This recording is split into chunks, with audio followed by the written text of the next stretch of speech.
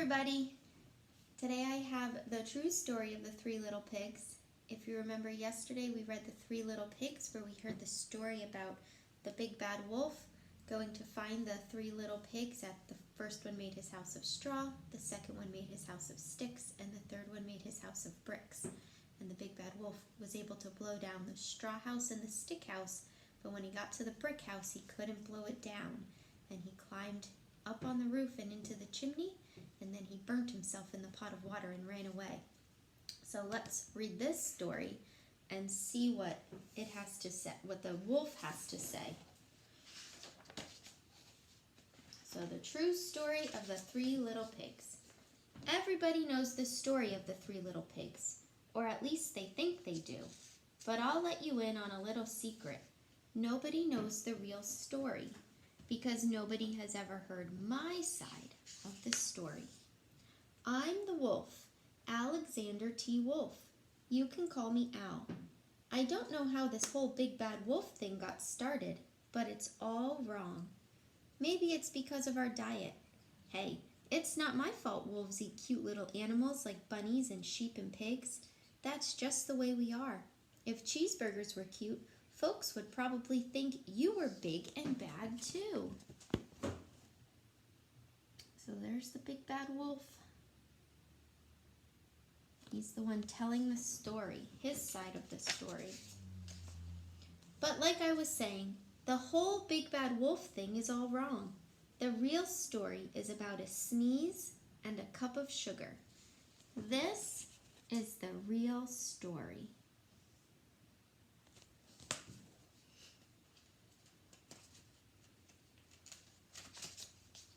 Way back in Once Upon a Time, I was making a birthday cake for my dear old granny. I had a terrible sneezing cold. I ran out of sugar. So there he is making a cake for his grandma, but he has no sugar left.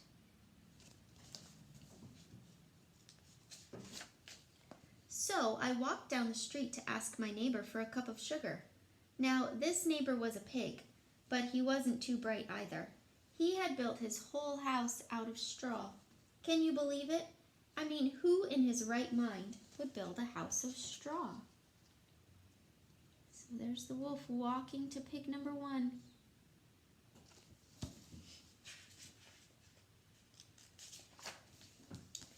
So of course, the minute I knocked on the door, it fell right in. I didn't want to just walk into someone else's house, so I called, little pig, are you in?" No answer. I was just about to go home without the cup of sugar for my dear old granny's birthday cake. That's when my nose started to itch. I felt a sneeze coming along. Well, I huffed and I snuffed.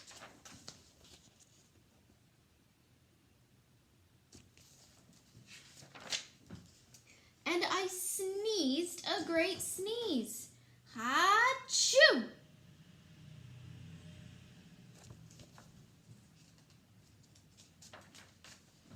And you know what? That whole darn straw house fell down, and right in the middle of the pile of straw was the first little pig, dead as a doornail. He had been home the whole time. It seemed like a shame to leave a perfectly good ham dinner lying there in the straw, so I ate it up. Think of it as a big cheeseburger just lying there. So he had a big sneeze and blew the house down. Instead of huffing and puffing it down, he sneezed it down. Now let's see what he does.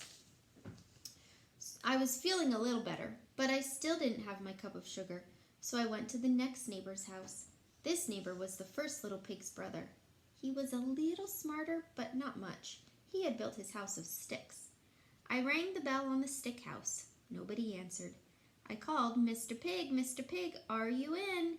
He yelled back, "Go away, wolf. You can't come in. I'm shaving the hairs on my chinny chin chin." So there's the second pig's house. The wolf is trying to come in for his cup of sugar. I had just grabbed the doorknob when I felt another sneeze coming on. I huffed and I snuffed and I tried to cover my mouth, but I sneezed a great sneeze. Ha-choo! And you're not going to believe it, but this guy's house fell down just like his brother's. When the dust cleared, there was the second little pig, dead as a doornail. Wolf's honor.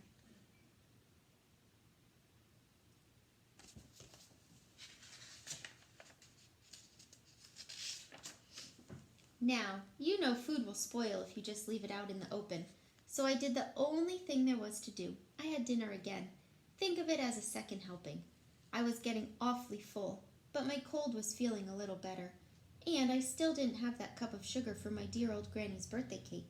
So I went to the next house. This guy was the first and second little pig's brother. He must have been the brains of the family. He had built his house of bricks. I knocked on the brick house. No answer. I called, "Mr. Pig, are you in?" And do you know what that rude little porker answered? "Get out of here, Wolf. Don't bother me again." So there's the wolf. His belly's getting very big. And here he is at the brick house. But Mr. Pig's not being very nice and letting him in. But would you let a wolf in if you were a pig? I wouldn't. Talk about impolite. He probably had a whole sack full of sugar, and he wouldn't give me even one little cup for my dear sweet old Granny's birthday cake. What a pig. I was just about to go home and maybe make a nice birthday card instead of a cake when I felt my cold coming on. I huffed, and I snuffed, and I sneezed once again. Achoo! Then the third little pig yelled, "And your old Granny can sit on a pin." So there's the third little pig who's not being very nice. Now, I'm usually a pretty calm fellow, but when somebody talks about my Granny like that, I go a little crazy. When the cops drove up, of course I was trying to break down this pig's door, and the whole time I was huffing and puffing and sneezing and making a real scene.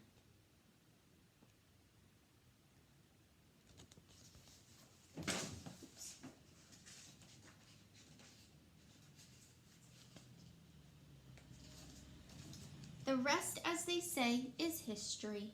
The news reporters found out about the 2 pigs I had for dinner. They figured a sick guy going to borrow a cup of sugar didn't sound very exciting. So they jazzed up the story with all of that huff and puff and blow your house down, and they made me the big bad wolf. That's it, the real story. I was framed.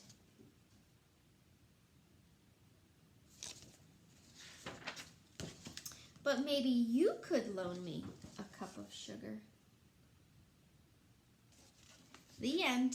I hope you enjoyed that version of this story as told by the wolf instead of the pig version. When you're talking about it with your families, talk about the differences and the similarities between this story and the other 3 Little Pigs story that we read yesterday. Have a wonderful day. Hope to see you all real soon. Bye.